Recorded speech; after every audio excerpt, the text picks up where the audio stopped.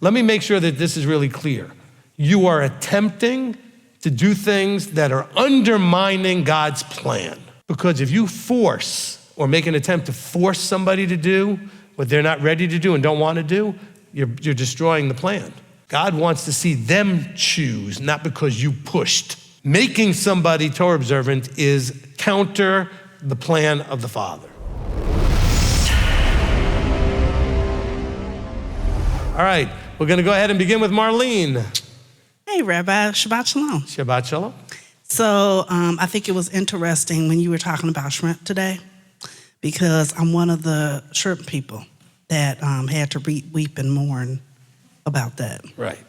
And I was just called shrimp because I'm small, but I never liked shrimp. But it's funny, I've never liked almost anything unclean. I just never liked it, so.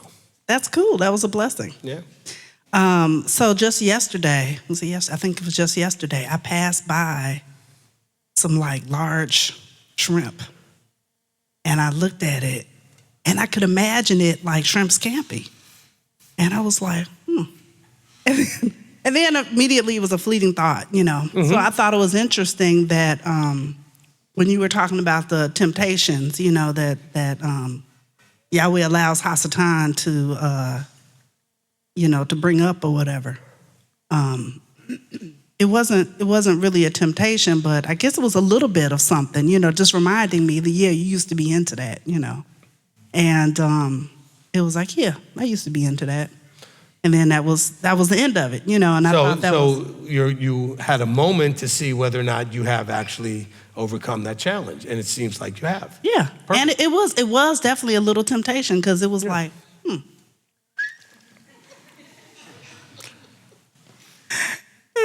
and it was like, and I thought to myself, that's interesting that it was a little temptation, you know. Yeah. Like, could I get away with that, you know? Look, in the world. I don't want you to think that this is a HaSatan thing or devil thing, whatever. You're going to be exposed to so many things you used to be into just randomly, okay? And so I believe this probably was just a random moment where you happened to be in the store and the shrimp was there. And that's where your brain goes, and it goes, nah, I'm done with that, okay? And so that's just one of those moments where you get to see for yourself, yeah, that used to be something I was into, but I'm not anymore, okay? And there's ways to handle that. All right, and that's where you get through and realize I've overcome that. All right, good.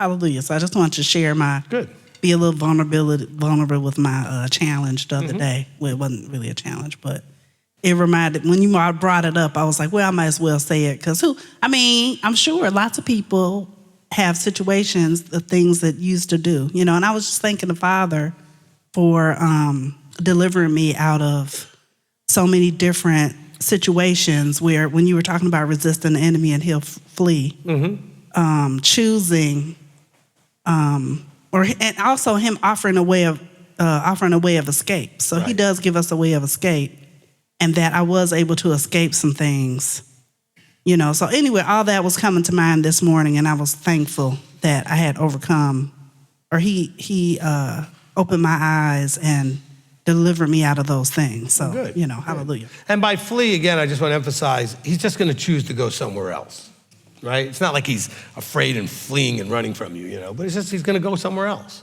all right?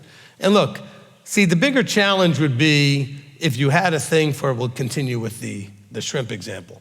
If you were, you know, at a restaurant that had a buffet or something that had all of a sudden, you know, you've been there before, but now it's got unlimited shrimp. Just sitting there. Or you go to somebody's house and they cook some and it's just there. And everybody's talking about how great it is. Well, then the question is, how much does that bother you or not, okay? And it has to do with the decisions that you make. I'll give you an example. So years ago, I had a health problem that required me to be on a very strict diet. Okay, this goes back like 30 years. And my wife can tell you that once I decided I was only eating certain things, because of my health issue that I was dealing with, I only ate those certain things. Nothing you could do would tempt me. You know, there's lots of foods I really liked that I just couldn't eat at that time, but it wasn't even a thought that I would eat it because I had made a certain commitment. If you make commitments, the problem is, do you make a commitment, all right? But you gotta be able to make commitments. Okay, a decision The actual Greek or Latin under the word decision, the Latin breaks down to cutting off of other choices. Okay, so once you make a decision, you've cut the other choices out. The question is, have you actually made a decision not to eat the shrimp? Okay, instead of just being, well, at the moment now I'm not eating shrimp. If you made a decision, you're just not doing it, okay? And nothing will tempt you to do it, all right? Okay, so I just want to use that example. It's like I was fasting one time, and my wife wanted to go out with some people and invited me to go out to some restaurant. I sat there and just didn't eat. Didn't bother me. Might have bothered them to be sitting there with me not eating, but it wasn't even like I looked at the food. It wasn't a temptation. I had already made a decision. Now, consistently backing up decisions is where you get discipline from.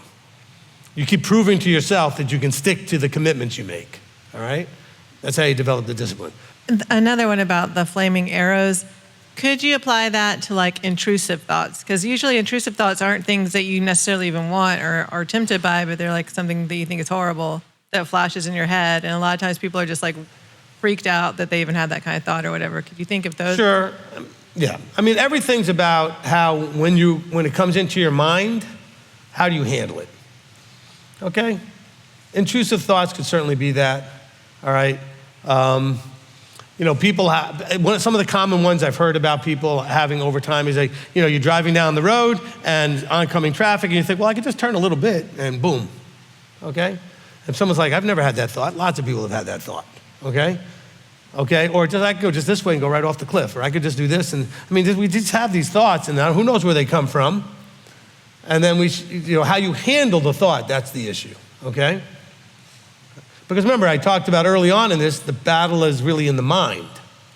So it's not dealing with the flesh and the blood, it's dealing with these powers of the air, so to speak, which is really the things that the mind has to deal with, right? The mind and the heart are not necessarily physically dealing with things, right? Science doesn't understand how our brain and our heart functions in the way, by the way, they now have come to realize that the heart actually has a small brain, so to speak. But the idea that the physical biology of it doesn't give us the understanding of the incredible complexity of our thinking process, okay? And so that's something they've not put together. All right, from Greg, Rabbi, does having more of a vertical awareness bring more of the arrows? Look, I think that the more you make it clear that you're choosing sides, meaning you're choosing Elohim, the more the arrows might come to see, because the longer you're going down the road, the stronger theoretically you might become. So you're at your weakest at the beginning of a decision. Can we all agree that that's probably your weakest point? At the moment you've made a choice, you may have regret, you may have thoughts that are counter to the choice, you may have doubts and things. So you may get the most arrows right at the beginning. I often tell people that when they go and get mikvahd, when they go in the water, they make their 8 declarations that, you just put a giant bullseye on yourself to see how committed you are, how strong your commitments are, all right? And so, yeah, I think that the more vertically aware you are, it's not just aware, but aware in an active way. In other words, your awareness is causing fruit.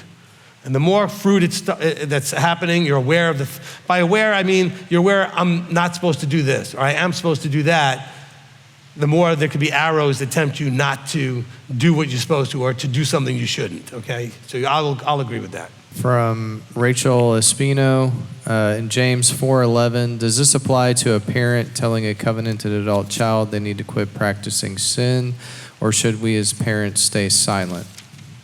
Why are we telling adult children anything? Okay? Please tell me that. I don't understand it. If the adult child isn't asking you for anything, why are we telling adult children they're practicing sin? Is the adult child walking the walk? No. So why are we telling the adult child anything? See, because you're a mother. Mothers have this much harder than fathers most of the time, okay? You have to stop mothering your adult child, okay? I don't know how else to say that. I don't know how much stronger I can say it. Stop mothering your adult children. They need to adult themselves, okay? If they want help, they should ask. If they don't want help, they're not going to ask, okay?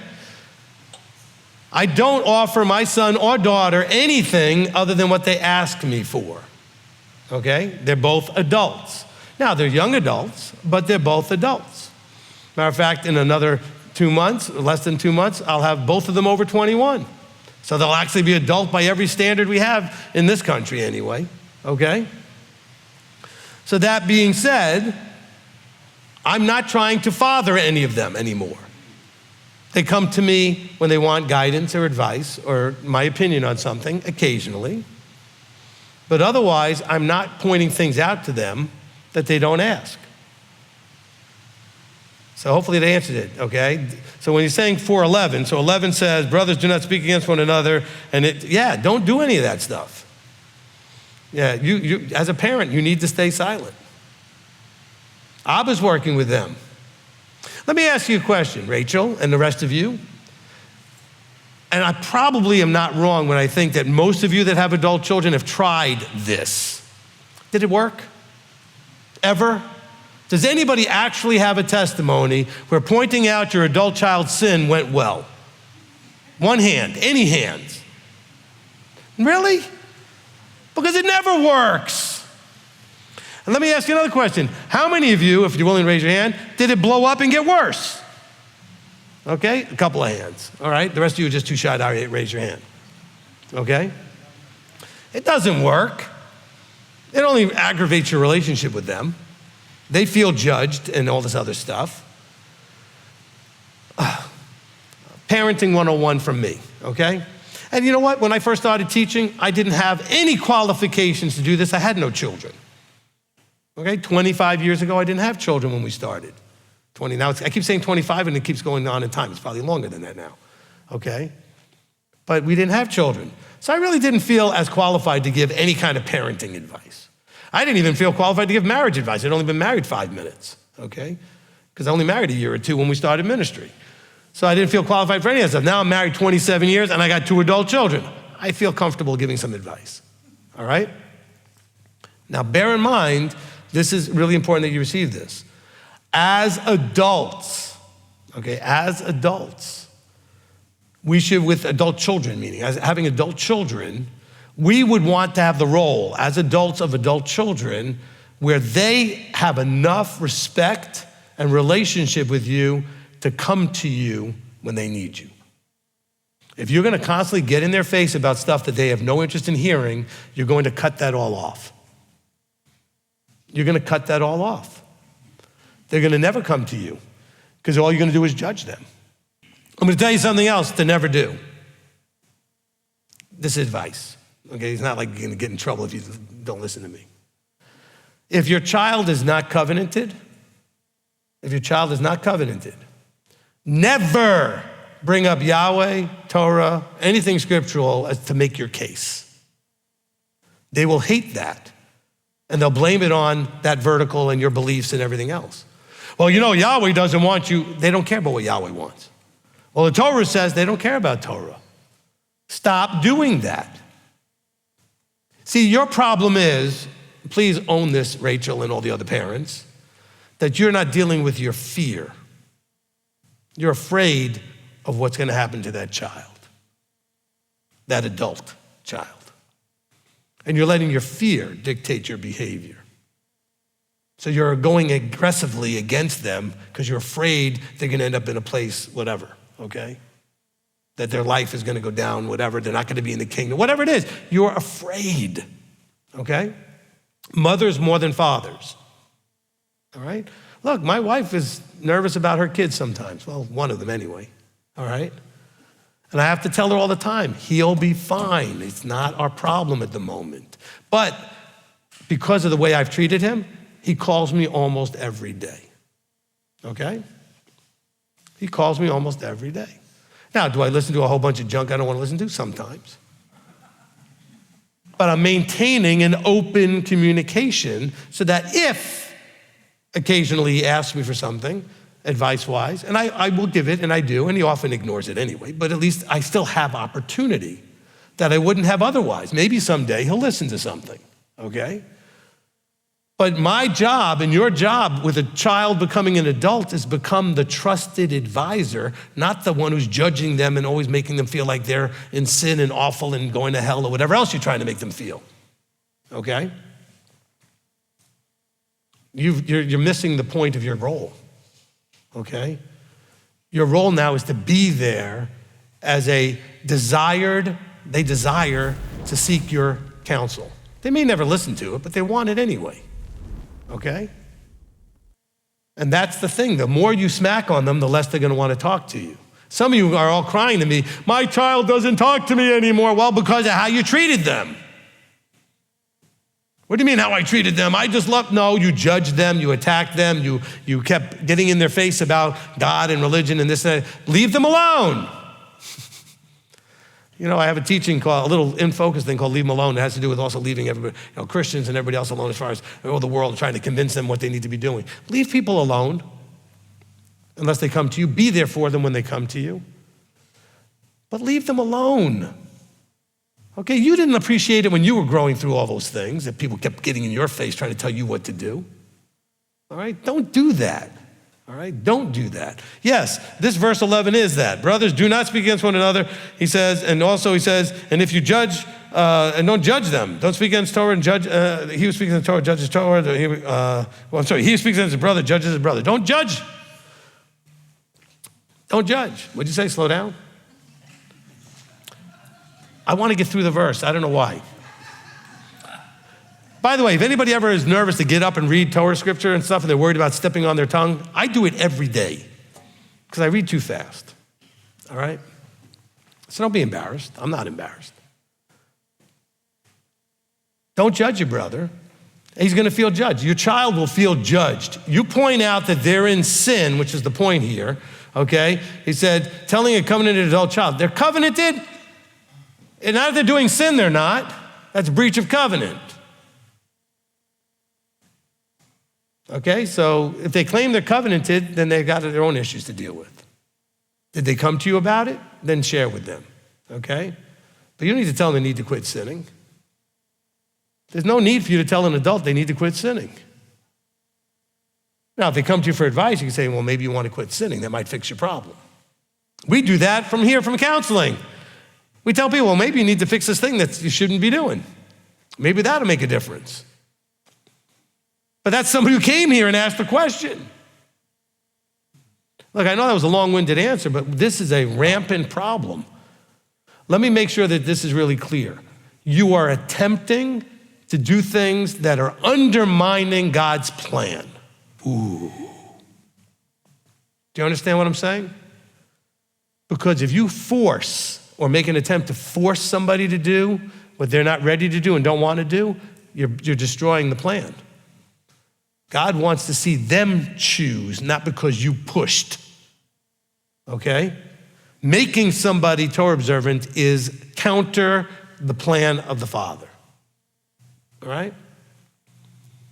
He's gonna create circumstances where at some point they'll realize, maybe I need to start listening. But that is not you getting in their face, it's life getting in their face. Do you understand what I'm saying? If they stand before the judgment seat and the Father looks at them and they're like, well, you know, I did this or whatever it is that the issue is here. And the Father goes, yeah, only because your mother made you do it. That will score no points. As a matter of fact, negative points to you, the mother, from getting in the way of the whole plan. But, I don't want to hear but. You were a sinner, you messed up, you did things, you survived. They'll survive too. But if you're in a good, strong, Torah observant place now, it's partially because you learned the lessons of what the other side of it looks like. You know what life was like before. They need to know too.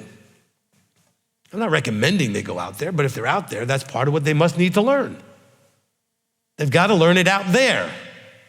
But I'm afraid. Yes, admit that's the problem. Please admit your fear is the problem. Okay? You're afraid for them. You're afraid about that Yahweh's going to cut them off. You're afraid they won't be in the kingdom. They're either going to be in or not. What are you afraid of? But I love them so much. Yes, you do. But it is what it is. Okay? Everybody must walk out their own salvation. period. No exceptions. You can't walk it out for them and you can't make them do it. If they come to you for guidance, you can say, hey, you might want to consider this. By the way, hey, you might consider this is not the same as, well, you know it's because you're doing this dumb stuff and you're sinning. No, don't do that. Don't attack what they're doing. Elder will tell you, I say this all the time, well, you know, you might consider just doing this. You might want to consider fixing this little problem. Maybe you need to stop doing this. Maybe you need, say it in suggestion form, not commanding form, okay? Hey, you might want to consider fixing this little problem here. And maybe that's gonna help fix things a little bit. That's what I would think, and I would say that to them, right? I don't tell them, well, you know you need to do this. I mean, I think Elder can tell you, I almost never say you need to do this. It's a suggestion. Hey, look, you wanna know what? I think you should do this, all right? That's up to you. You wanna fix this? Then you probably need to do this. Then you probably need to do this as a part of if you wanna fix this. It's not the same as just saying, well, you need to do this, you need to do this, you need to do this. They ask me a question, I can say, okay, here's what I suggest you do. This needs to be fixed and this needs to be fixed, and I think it'll probably fix it. It's a gentler putting it in their hands. Always put it in their hands because that's where it belongs. Amen? Okay, going off of what you were just talking about. I figured it was about that since that's what inspired you to stand up and go to the microphone.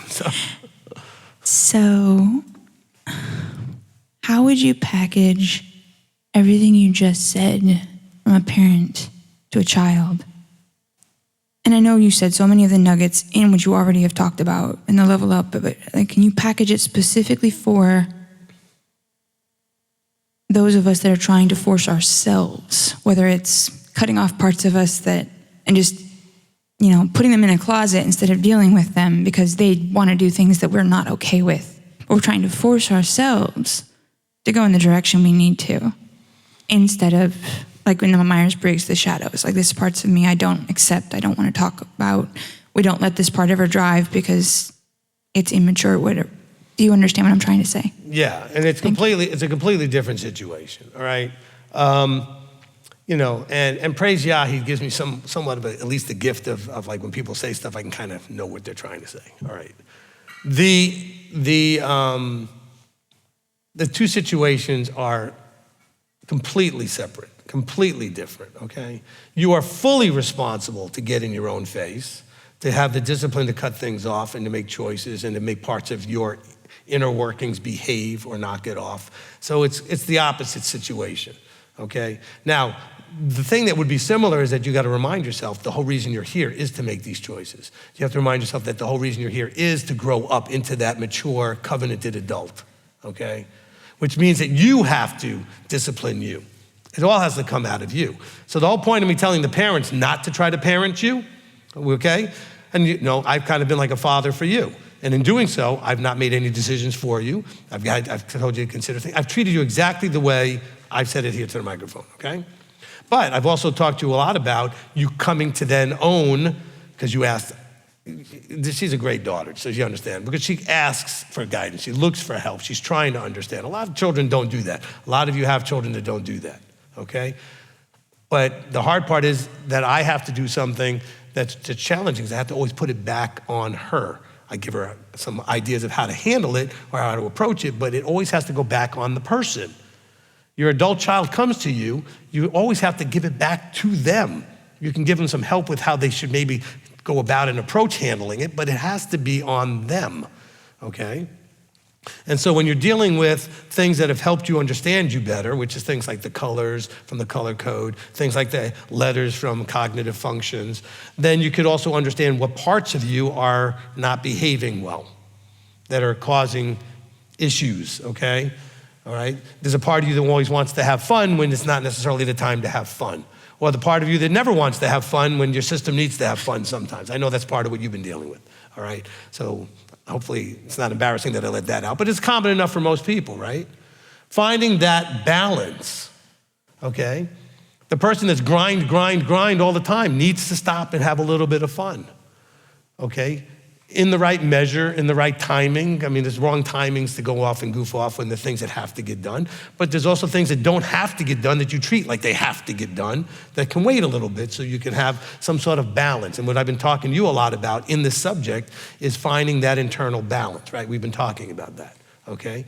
And so that's something that, again, listen, adults, she came to me and I'm giving her guidance on how to approach finding her, listen now, her balance, not my balance, not what I think the balance should be between fun and work and this and that, but finding her balance, because it's not gonna be the same as mine. I'm not her, okay?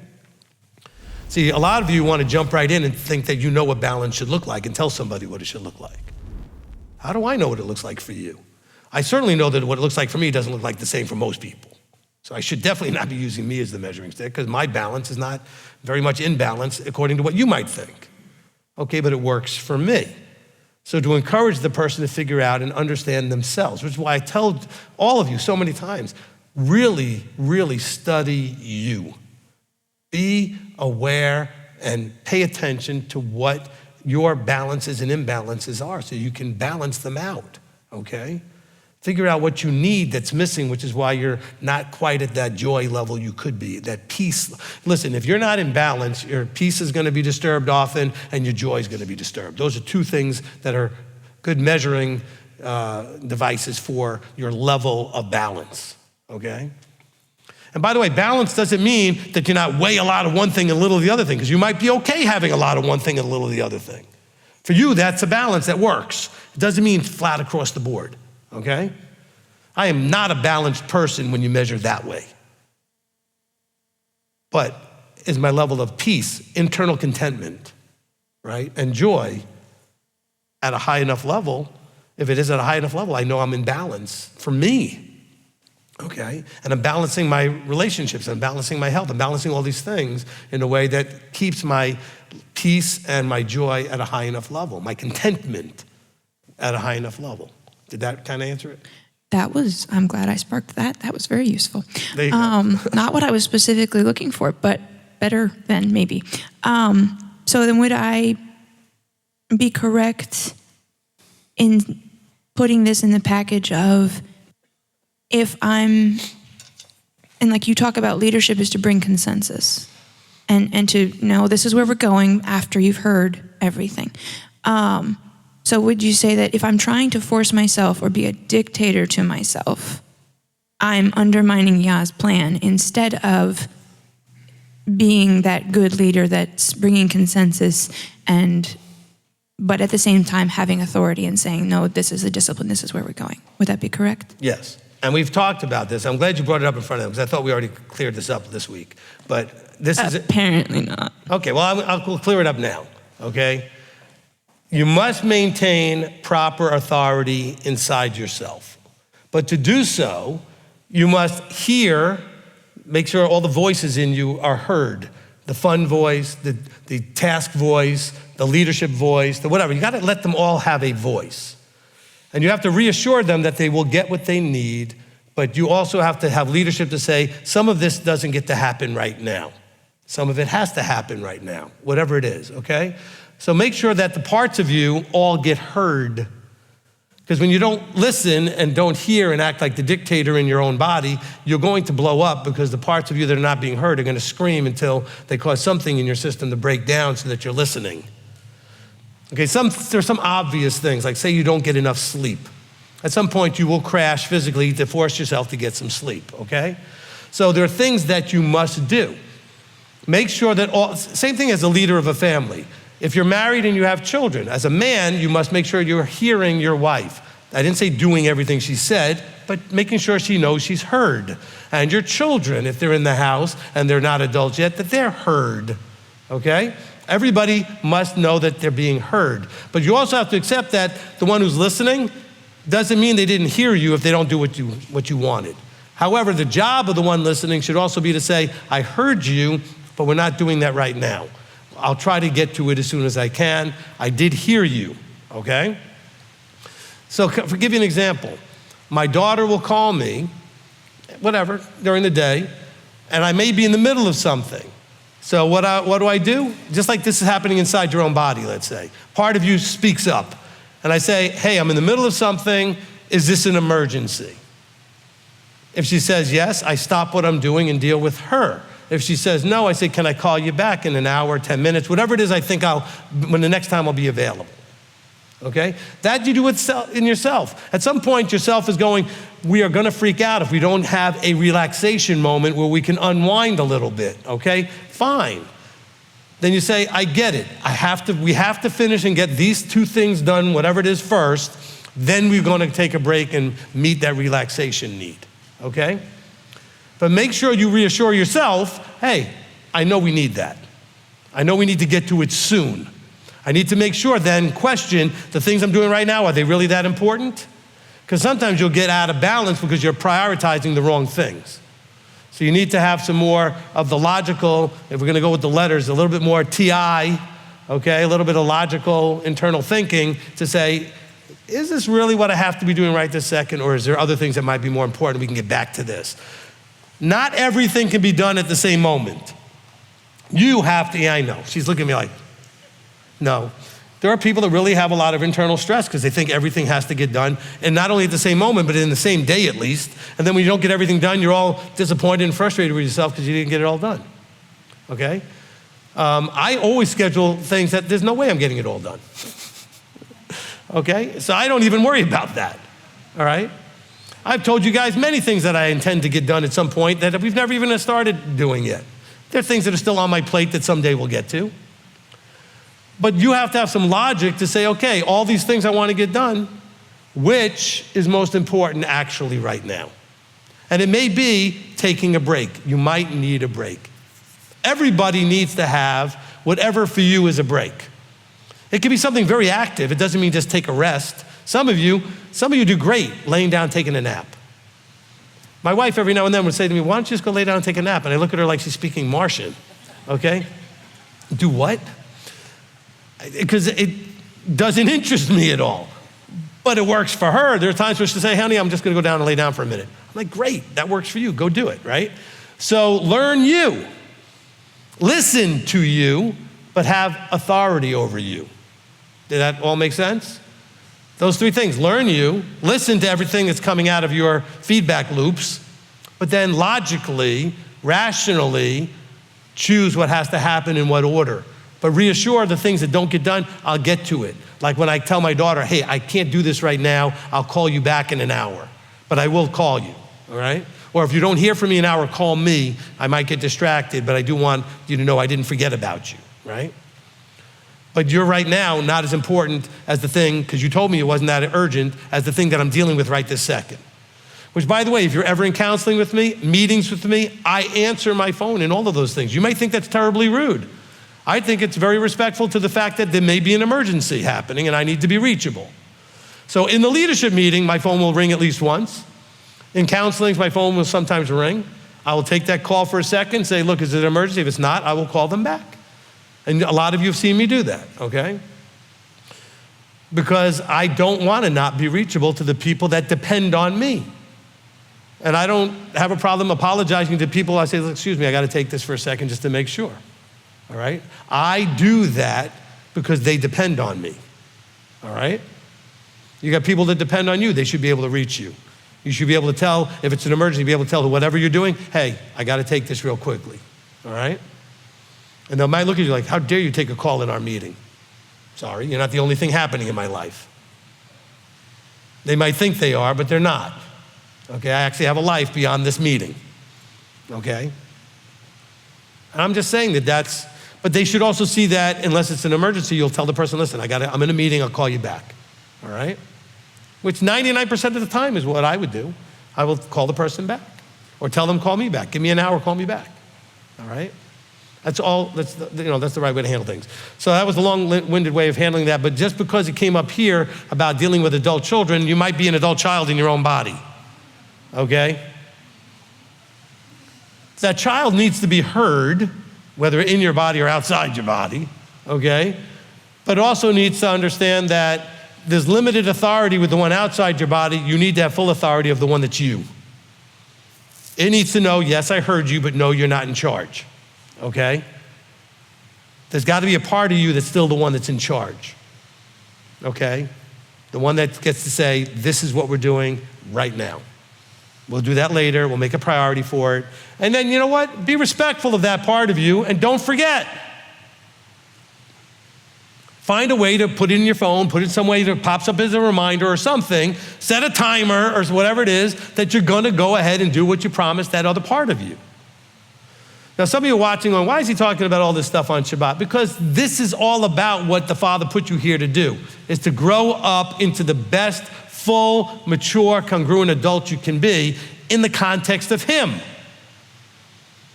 Now, most ministries aren't qualified or even would make the attempt to try to help you with that stuff. Some of you don't think I'm qualified. Good, don't listen, okay?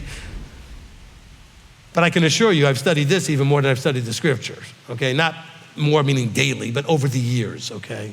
I put much more years into studying this stuff, okay?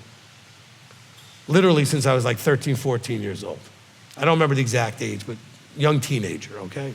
From Rustic Maine Beard Care, it's Wayne.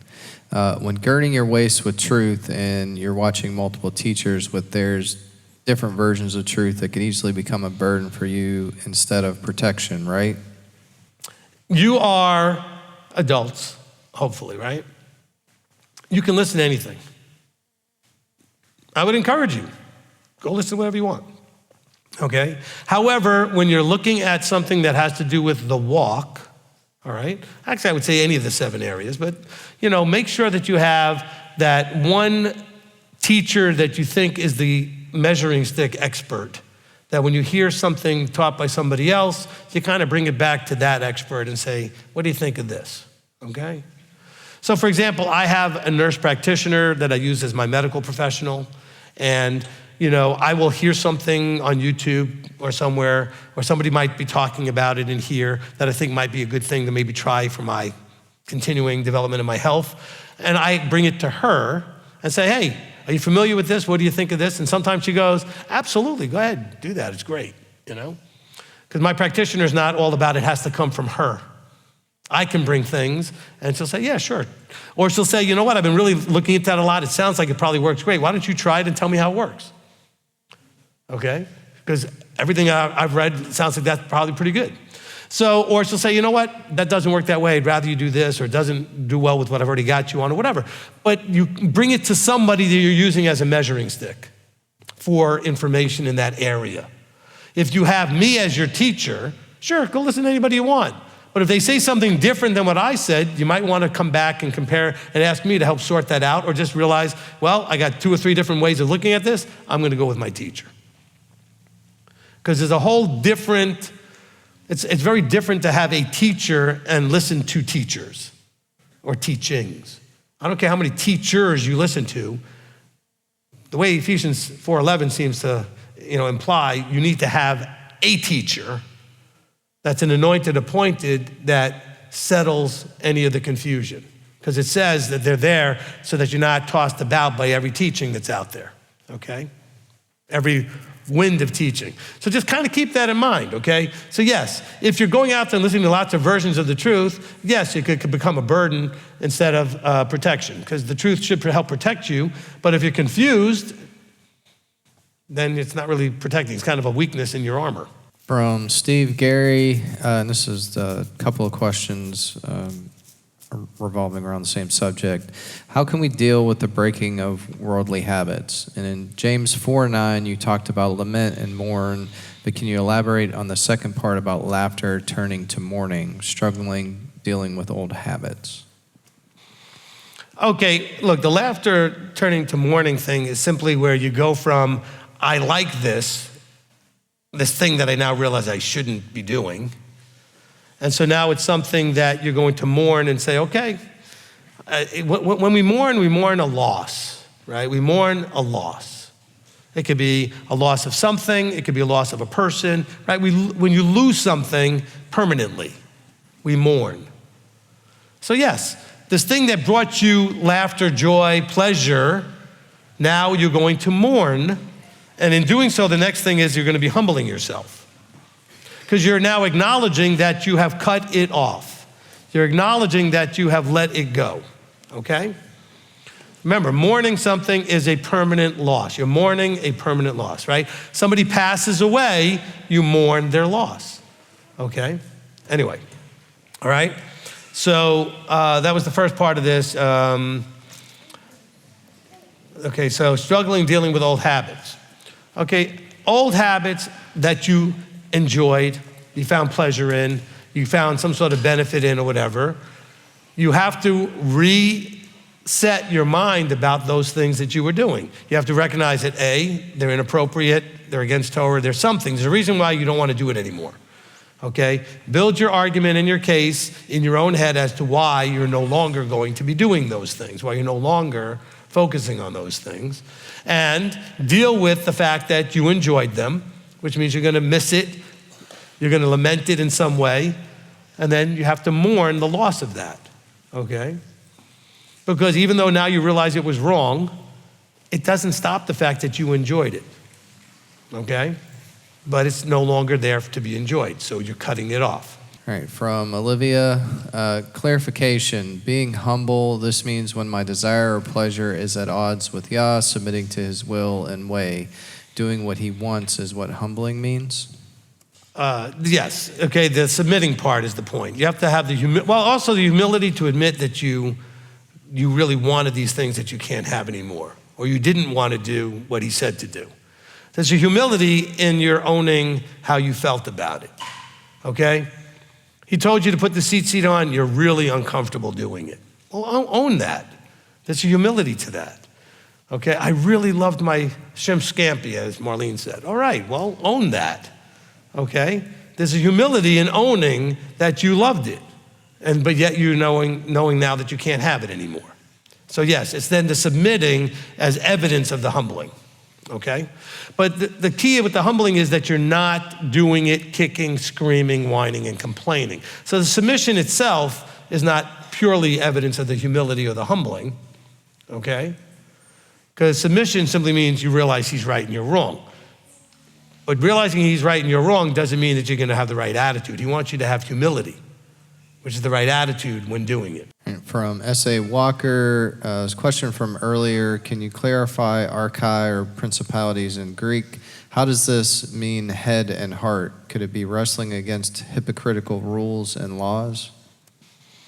Okay, I'm not breaking down the entire part about, when it talks about principalities and all these other things. I'm trying to tell you the point that it's trying to point to is authorities, okay? That there are authorities that are not flesh and blood, okay?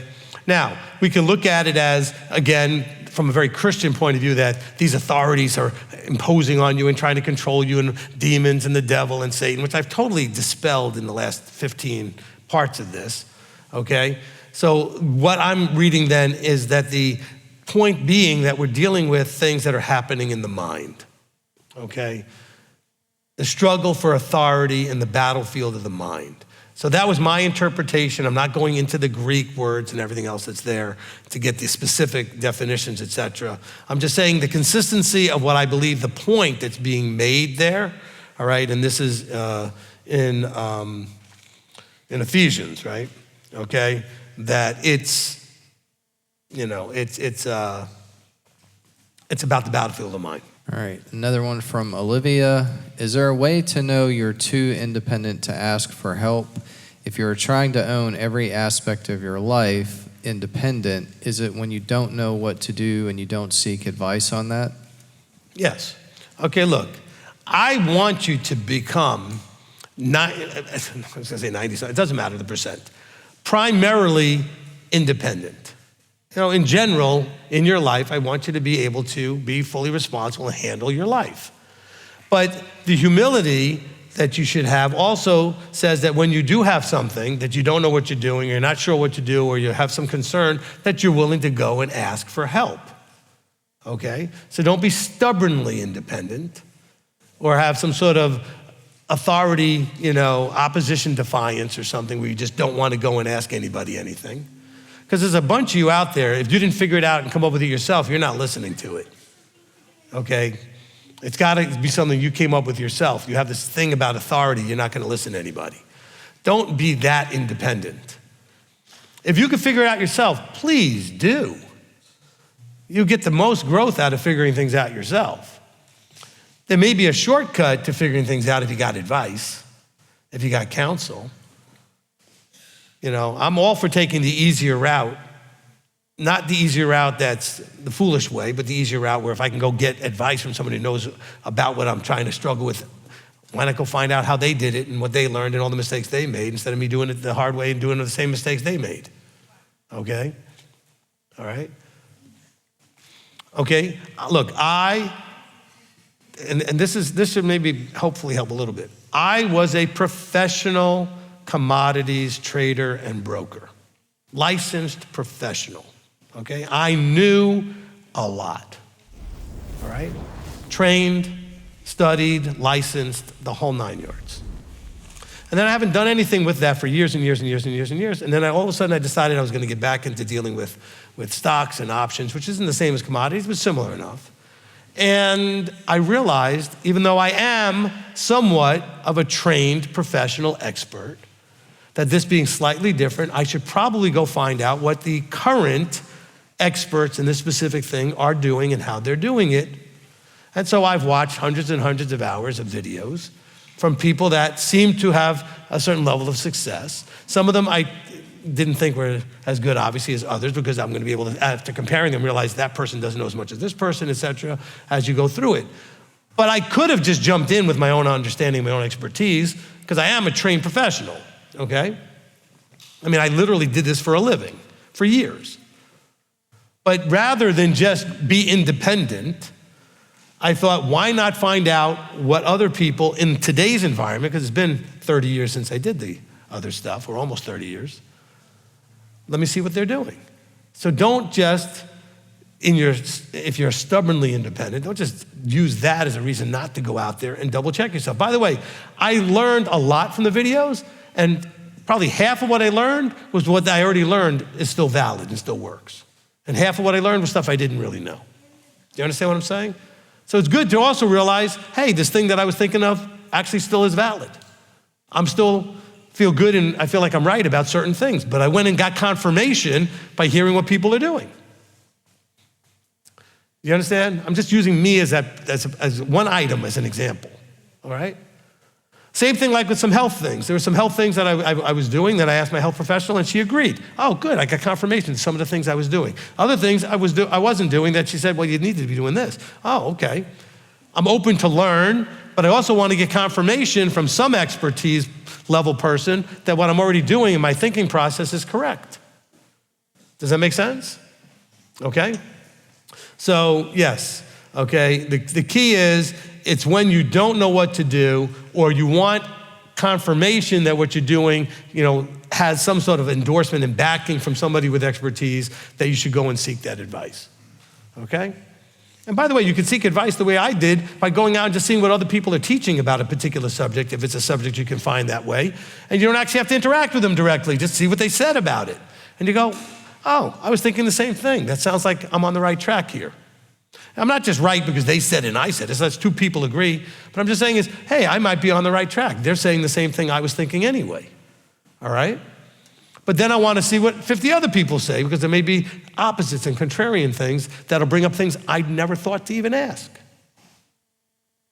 Education and learning is a big process. All right, and this is the last one, Rabbi, from Messenger.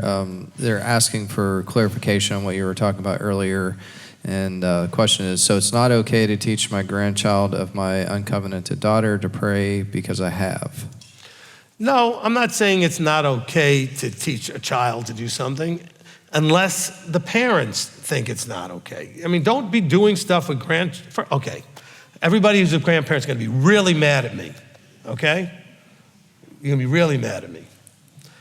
The grandchildren, they're not your kids. They're not even yours.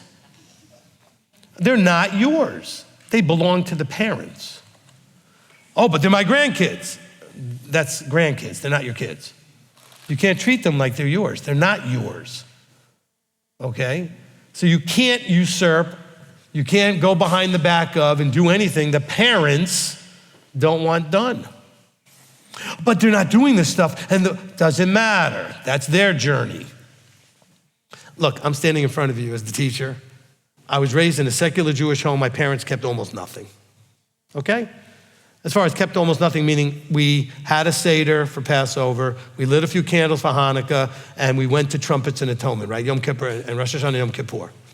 We didn't keep Sabbath, we didn't keep kosher, we didn't keep nothing, and here I am, okay? Why are you so worried about what your grandchild is gonna end up because the parents are doing whatever?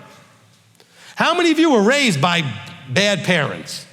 Worldly, drug addict, whatever parent. We got people that in the congregation, parents who have been in jail, parents who were this, parents who were an absentee, raised by one parent and that was a terrible parent, whatever, left the house at 17 because parenting was so bad, and yet you made it to here.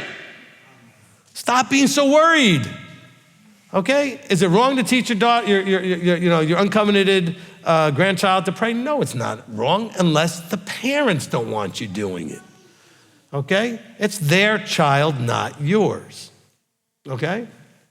Look, I told both grandmothers of my children at different times in life, that's not your kid, that's my kid. You don't get to discipline them that way. You don't get to say those things. Now, bear in mind, I was standing right there when it was happening. Now, I don't mind them doing some disciplining if the child is acting up when I'm not there. But if I'm standing right there, I told them, I'm here. That's my responsibility. If I choose to do or not do, that's on me. You don't get to say anything. You're my parent, this is my kid, okay? So you want to say something to me, go right ahead. But that's my kid, all right? And so I'm sorry, grandparents, but I get a lot of grandparent phone calls, all worried about what their children are doing to their grandkids, but they're not your kids. And in a sense, in reality, they're not even yours on any level.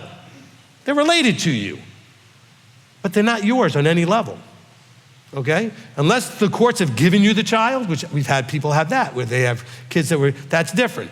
Those kids aren't yours, which means you have no authority to get in the way of anything that's happening. That kid turns 18, maybe you have a relationship with them and they want to talk to you, that's fine, okay? But don't usurp the parents, okay? Don't usurp the parents, don't try to twist their minds and do this and that and the other thing, because I can tell you right now, this is important for all of you listening, we've got people in here that have young enough children when they came into the walk, that they raised those children in the walk. You're paying attention now. In the walk.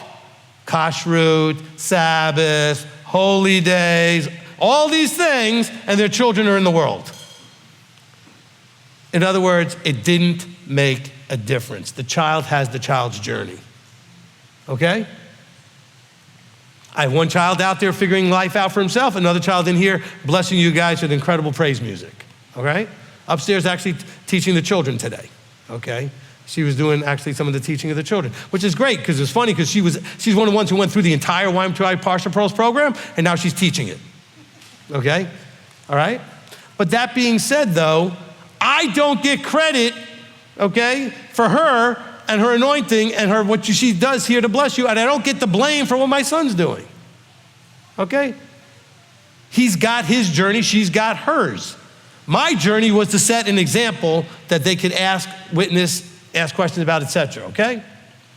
My son knows the scripture better than any of you m.t.o.i kids. He studied it, he learned it, he understands, he's making his own choices, okay? He'll figure it out someday. I'm not worried about that. But he has to go through what he has to go through. I wasn't called into this until I was in my mid-20s, all right? A little older than what he is. Okay, so, you know, everybody's got their journey. Some of you didn't get called out of the world into this until you were a lot older than that. It is what it is. Stop worrying about your grandkids. Okay, if you got a real problem with the way they're being raised, then bother your children. Those are yours. But they're adult children, so you have limited authority. But you want to get in a discussion? Bother them. Stop bothering the grandkids, okay? They don't belong to you. They belong to the parents. The parents are your children. All right. Some of you are going to get all mad at me. I'm just telling the truth. You don't like it, it's not my problem. Okay. All right, so we'll end with that wonderful note.